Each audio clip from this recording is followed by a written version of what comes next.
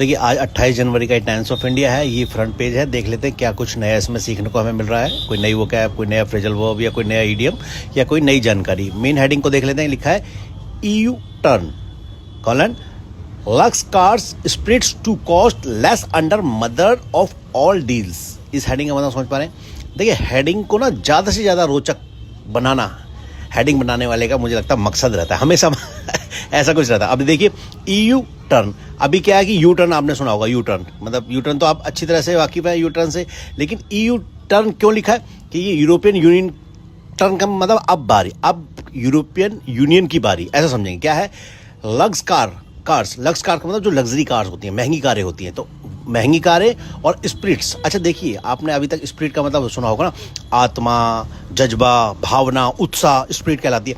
लेकिन कभी भी स्पिरिट्स देखो एस लगा हुआ, देखो बिना एस के तो आपने देखा होगा कि स्पिरिट का मतलब आत्मा या जज्बा या उत्साह, लेकिन एस लगा हो तो यहाँ होता भैया शराब। इंग्लिश ऐसी है भैया, हम क्या करें। कुछ वर्ड्स ऐसे होते हैं जो एस लगकर चेंज हो जाते हैं। जैसे गुड के साथ एस लगा दो तो वो सामान बन जाता है, गुड्स, ठीक है ना। तो वही ऐसे ही है, एस लगकर ये शराब हो गया। मतलब महंगी कारें, शराब, टू कॉस्ट लेस, अब कम होने वाली है under mother of all deals. ये जो डील हुई ना यूरोपियन यूनियन के साथ, जो भारत की डील हुई है, इसको कहा गया मदर ऑफ ऑल डील्स। ये क्यों कहा गया है? क्योंकि ये बहुत बड़ी ऐतिहासिक, मतलब एक बहुत बड़ी ऐतिहासिक डील हुई है ये, तो इसलिए कहा गया मदर ऑफ ऑल डील्स। अब आप समझिए, एक तो महंगी कारें जो लग्जरी कार्स हैं वो बहुत सस्ती हो जाने की उम्मीद है, और शराब, विदेशी कारें और विदेशी शराब सस्ती हो जाएंगी इस मदर ऑफ ऑल डील्स में। अब आप समझ गए। अब देखो ये आपने देखा भी होगा ना 26 जनवरी को उर्सुला जी जो कैसे चमकीले वस्त्रों में वो भारतीय परिधान में नजर आई थी। और ये है कोस्टा। अभी क्या लिखा है 18 ईयर्स इन मेकिंग। देखिए 18 साल लग गए इस डील को तैयार करने में। Pact to help blunt impact of Trump tariffs. ओ अच्छा जी, अब आप समझ रहे हैं। इधर देखिए एक विशेष बात क्या है। बेशक 18 साल लगे हों इसको बनाने में, इस समझौते को करने में। पैक्ट टू हेल्प, ये जो पैक्ट है ये क्या हेल्प करेगा? ब्लंट इम्पैक्ट किस चीज़ का? ऑफ ट्रम्प टैरिफ्स के ब्लंट इम्पैक्ट को, मतलब उसके इम्पैक्ट को मौथरा करने के लिए, मतलब उसके धार को कम करने के लिए बहुत असरदार होगी ये वाली डील है हमारी। कुल मिला के जो ट्रम्प की जो इस समय मनमानी चल रही थी ना, उस पर कहीं ना कहीं उसका असर कम करेगी ये डील जो है। तो आप समझ गए कि ये जो मदर ऑफ ऑल डील्स कही जा रही है ना यूरोपियन यूनियन और भारत के बीच में जो हुई है, इससे क्या है कि जो ट्रम्प के जो धारदार हथियार हैं वो मौथरे हो जाएंगे।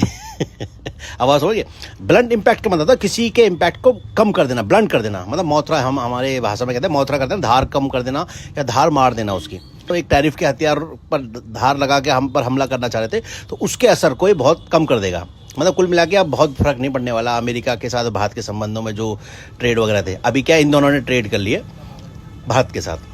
अच्छा ये जो है ना, देखो ये इनके लिए क्या लिखा है।